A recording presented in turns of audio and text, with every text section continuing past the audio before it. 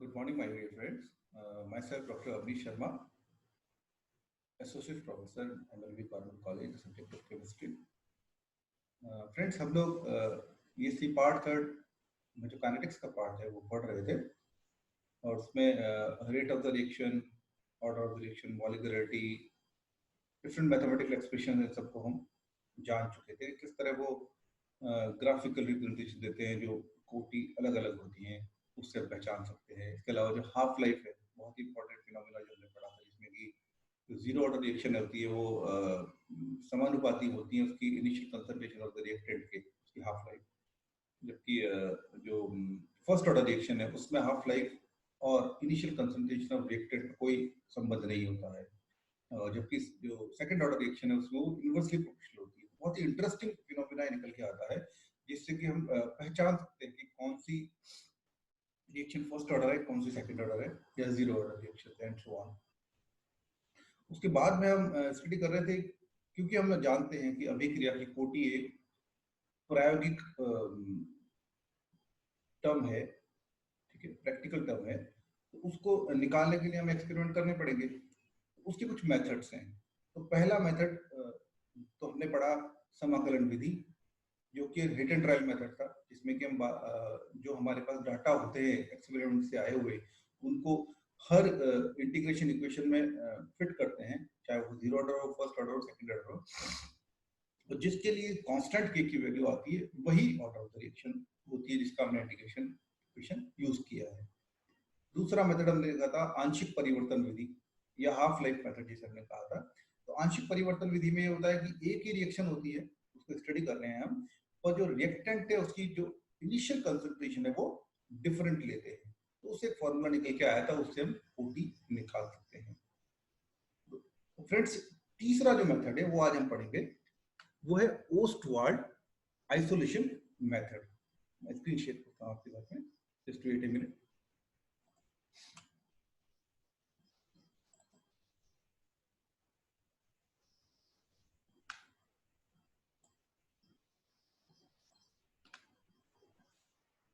Okay,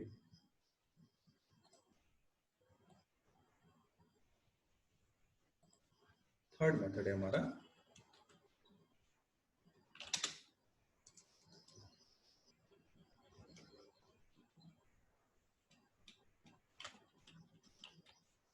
Ostwald isolation method,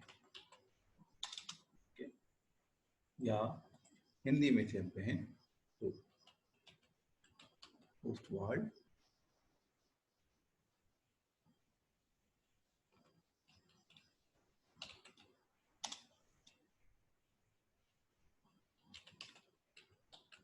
विलयन विधि, या इसका एक और नाम है छद्म कोटि विधि। ठीक है, ये सब नाम क्यों दिए हैं, इसका कारण है। ठीक है, पहले हम इसको लिख लेते हैं, फिर मैं आपको समझा देता हूं। तो देखिए, इसमें इस विधि में एक क्रियाकारक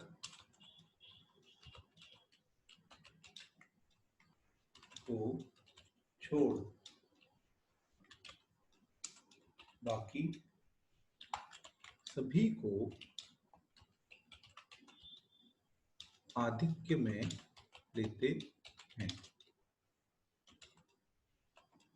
उपरोक्त वर्णित किसी विधि से कोटि निकालते हैं।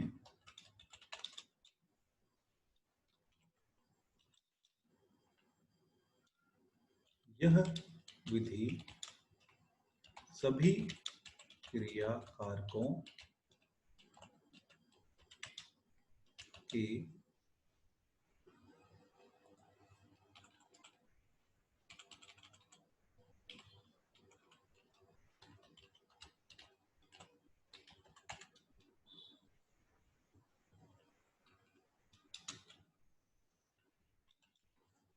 के साथ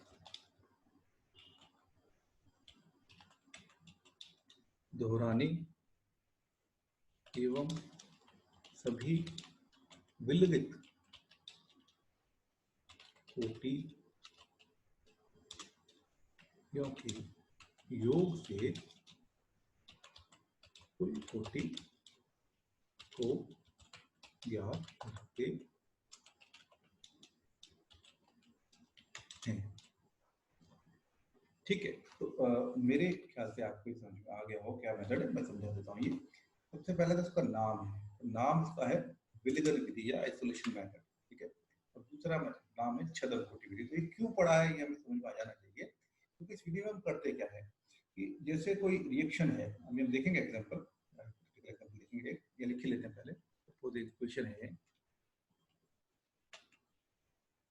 N1A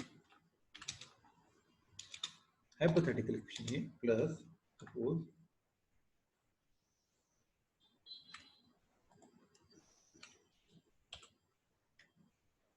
N2B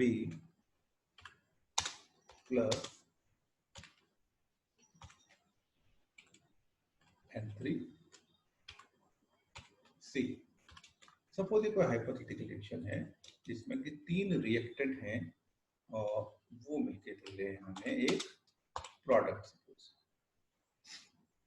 हमें इस रिएक्शन की कोटि निकालनी है। ये हो गया N1, ये हो गया N2 और ये हो गया N3, ठीक है। तो इनका योग अगर हम सिंपली कर दें तो क्या निकल जाएगी हमारी, N1 plus N2 plus N3 का योग अगर कर दें तो हमारी आ जाएगी मॉलिक्यूलरिटी, कितने मोल यूज हो रहे हैं। लेकिन ये इसकी कोटि नहीं बताते क्योंकि कोटि एक्सपेरिमेंटल क्वांटिटी है। तो इसमें किया ये जाता है कि ये डिफरेंट हमारे पास मॉलिक्यूल्स हैं, रिएक्टेंट हैं जो इस रिएक्शन में भाग ले रहे हैं। तो इसमें से एक रिएक्टेंट को हम छोड़ देते हैं, जैसे सपोज N1A को छोड़ दिया और B को और C को हम बहुत एक्सेस में ले लेते हैं, ठीक है। तो B और C को एक्सेस में ले लिया, A को कम लिया, और इस रिएक्शन को हम जो ऊपर हमने आंशिक परिवर्तन विधि देखी है या फिर समाकलन विधि देखी है उनसे इसकी कोटि निकाल लेते हैं। तो जब इस तरह हम इसको एक्सेस में लेंगे B और C को और इसको कम लेंगे और कोटि निकालेंगे, तो वो जो कोटि आएगी रिएक्शन की वो आएगी एक्चुअली इसके संदर्भ में, ठीक है।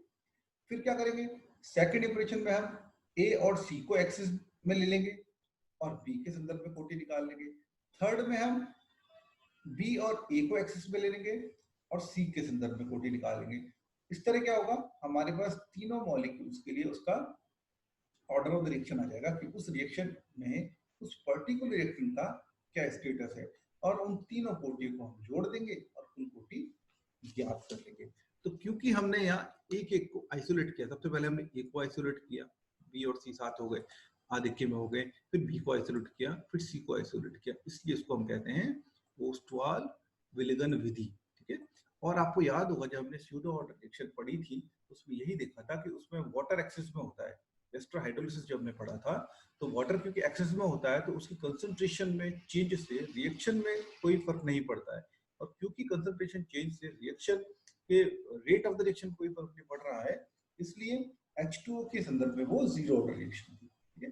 वही हमने यहाँ किया है कि इसके संदर्भ में अगर हम देख रहे हैं तो इन दोनों को एक्सेस में कर दिया है तो यहाँ जीरो ऑर्डर हो गया, इनका कोई फर्क नहीं पड़ेगा उस रिएक्शन रेट, और जो फर्क पड़ेगा किसका पड़ेगा, ए का पड़ेगा। तो एक के संदर्भ में हमें कोटि पता चल जाती है।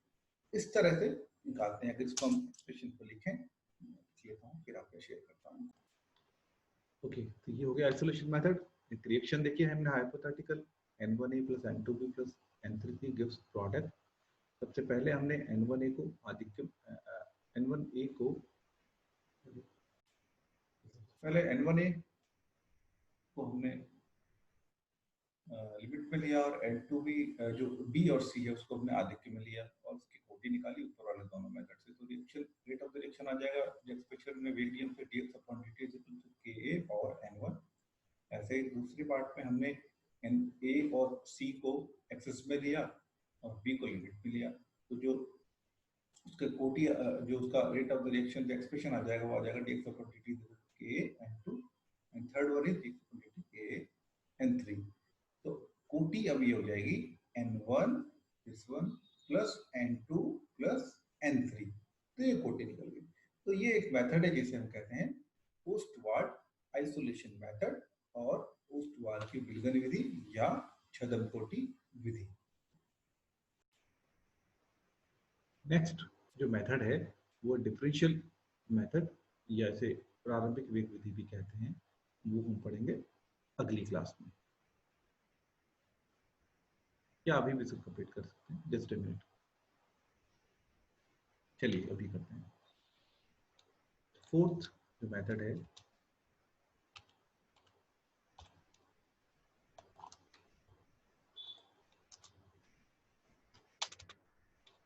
ये है अवकलन विधि।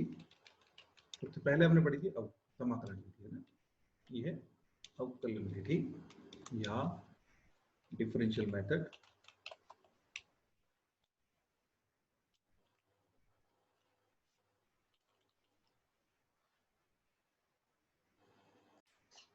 ओके, ये जो अवकलन विधि है या प्रारंभिक विधि है, इसमें हम क्या करते हैं कि एक ही जो रिएक्टेंट है, एक ही रिएक्शन स्टडी कर रहे हैं ऑब्वियसली, इसकी हम कोटि निर्धारण कर रही है, उसमें एक ही क्रिया का रख के डिफरेंट कंसंट्रेशन लेकर हम प्रयोग करते हैं। सबसे पहला काम, तो माना कि जो रिएक्टेंट है उसकी एक कंसंट्रेशन है C1, दूसरी कंसंट्रेशन है C2 और उसकी कोटि है वो है N। तो जो रेट लॉ से निकल के आएगा वो होगा -dc/1/dt।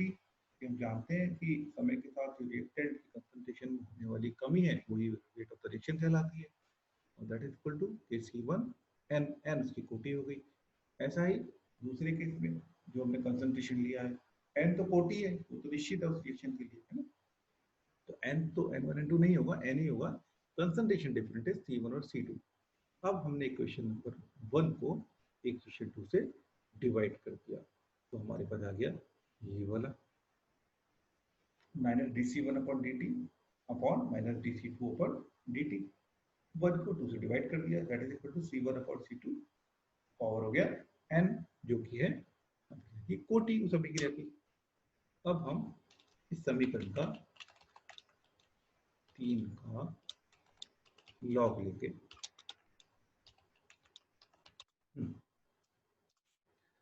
ये हमारे पास आएगा लॉग ले रहे हैं हम, लॉग ऑफ माइनस dc1/dt सबसे पहले ब्रैकेट,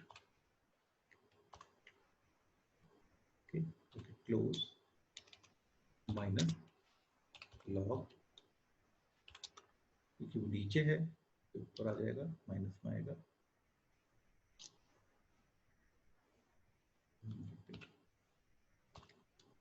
क्लोज,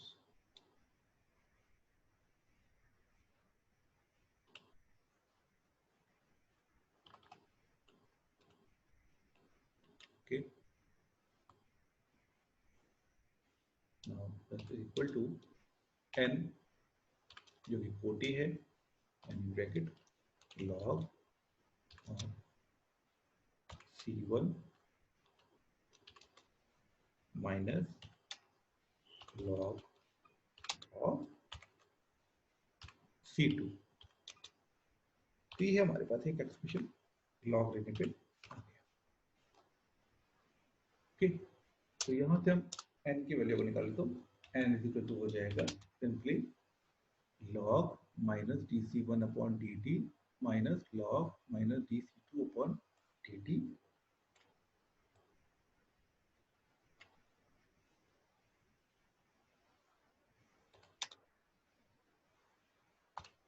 आ जाएगा एंड डिवाइडेड बाय, ये नीचे आ जाएगा, फिर हम इसको लेफ्ट साइड में ले जाएंगे। ओके, ये आ जाएगा log C1 minus log C2 से डिवाइड। तो ये क्या हुआ, अभिक्रिया की कोटि आ गई, है ना। इस तरह हम प्रत्येक अभिकारक के लिए n का मान ज्ञात कर लेते हैं। मतलब कोई रिएक्शन है उसमें कई सारे रिएक्टेंट्स हैं, तो एक रिएक्टेंट है उसकी डिफरेंट इनिशियल कंसंट्रेशन, बाकी सबकी जो कंसंट्रेशन है वो दोनों रिएक्शन में सेम रहेगी। तो माना उस रिएक्टेंट की एक रिएक्शन में कंसंट्रेशन लिया C1, दूसरे में लिया C2, तो जो हमारे पास एक्सप्रेशन हमने निकाला है वो आ गया है ये। तो हमें C1 पता है, टाइम पता है, C2 पता है, टाइम पता है, तो हम ऑर्डर प्रेडिक्शन निकाल सकते हैं। इस तरह लिख लेते हैं, इस प्रकार प्रत्येक अभिकारक के लिए n का मान ज्ञात कर सभी का योग कर लेते हैं। उससे हमें ऑर्डर ऑफ द रिएक्शन निकल जाता है। अब सवाल है कि माइनस डीसी अपन dt कैसे निकालें। जो हमारे काम आ रहा है ना, माइनस डीसी ऑन dt, ये जो टर्म है ये निकल जाती है ग्राफ से। बहुत ही सिंपल है इसको निकालना, ठीक है। ये कैसे निकाल सकते हैं हम एक ग्राफ खींचेंगे,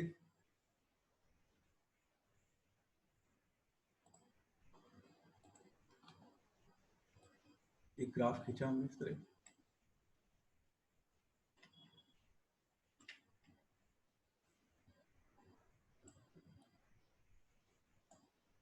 ठीक है।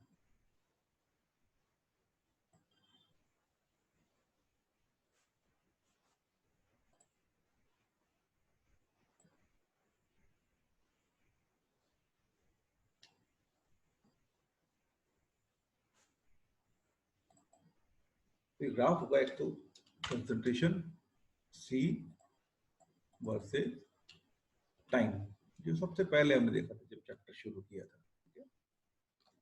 तो ग्राफ है,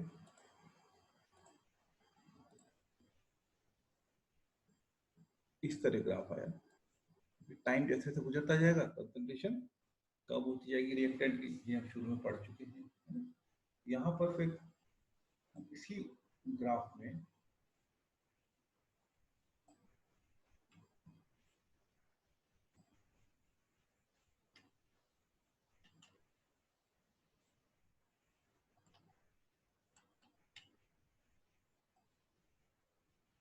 दो परपेंडिकुलर खींच लेंगे इस तरह से।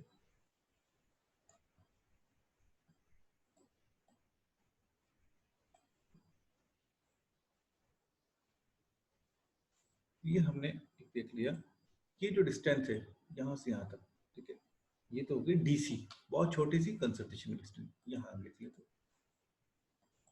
ये तो हो गया डीसी सपोज। और ये जो डिस्टेंस है यहाँ एक परपेंडिकुलर खींचेंगे हम,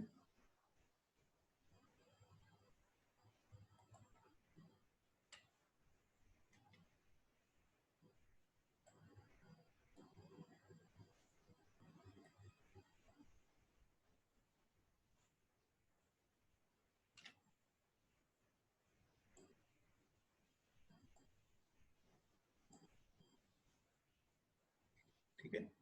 ये जो डिस्टेंस है, ये जो टाइम बता रहा है वो है स्मॉल टाइम dt। तो ये आ गया dc और ये आ गया dt। हम इसे निकाल सकते हैं क्या, minus dc upon dt। Graphical representation से हम माइनस dc अपॉन dt निकाल सकते हैं। इस तरह से ये अवकलन विधि है, ठीक है, जिसमें कि हम एक ही रिएक्टेंट की डिफरेंट इनिशियल कंसंट्रेशन से उस रिएक्शन को शुरू करते हैं और उसके लिए कोटि निकाल लेते हैं। जब उसके लिए कोटि आ जाती है तो फिर दूसरा रिएक्टर ले लेते हैं, उसके लिए हम इसी तरह करते हैं, ठीक है। ऐसे करके एक अभिक्रिया की पूरी कोटि आ जाएगी। ये है अवकलन विधि। Thank you. नेक्स्ट हम पढ़ेंगे नेक्स्ट क्लास में। Thank you for listening and viewing.